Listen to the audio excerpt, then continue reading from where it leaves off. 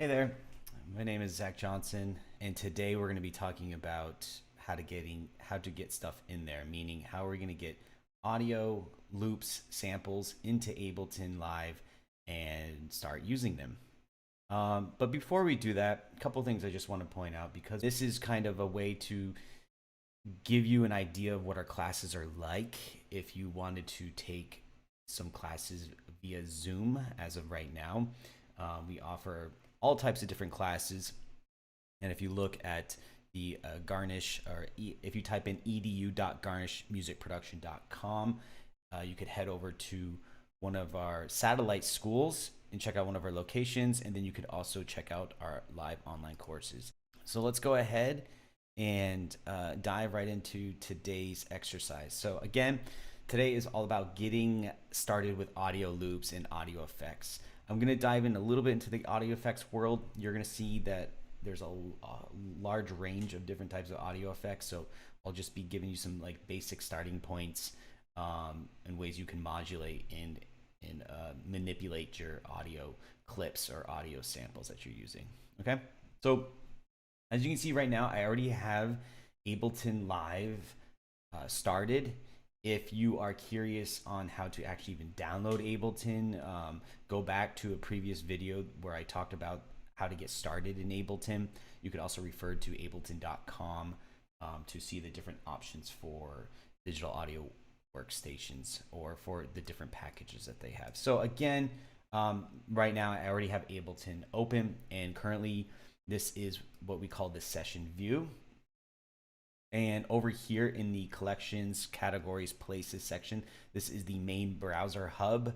This is where I can find all my sounds, whether it's MIDI effects, instruments, and samples.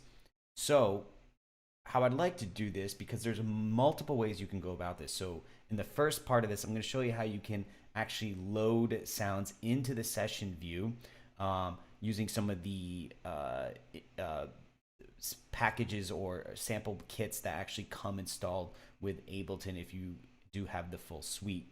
So if you look over here in the category section, you have a categories called sounds, drums, instruments, audio effects, MIDI effects, Max for Live, plugins, clips. Okay, in clips in this section, I'm going to show you how you can actually just literally just click and drag. It's actually super simple to load stuff in. And if you can see here, these are all of my Ableton Live clips, the extension .alc. This is a mixture of audio clips and MIDI clips. Now, again, today's particularly are going to be just talking about waveforms, but I just want to show you the variations of audio that you can use. And if you click on any one of these, okay, you can, as you can hear, and you can automatically preview the clips, which is really cool. And Ableton tries to assist you in a few different ways. One, they give you a title, a description of the Ableton Live clip. Two, they'll most of the time give you the actual key. If it is a tonal sample, they'll actually tell you the key. And then three, they will display the tempo, the original tempo that this audio clip was recorded in. So for example, this one's called Absolute Filth. That's the title. And it's in the key of C, C minor, and the tempo is 132 BPM, beats per minute. Okay, so just another useful thing to know to have when you are loading in clips. So I've already pre-selected some for today's lesson because, again, I mean, double-edged sword here. We could spend all day searching sounds, as you can see here. I have a lot of options here. Some might argue and say too many, but they are organized very well. Right now I have them actually organized alphabetically.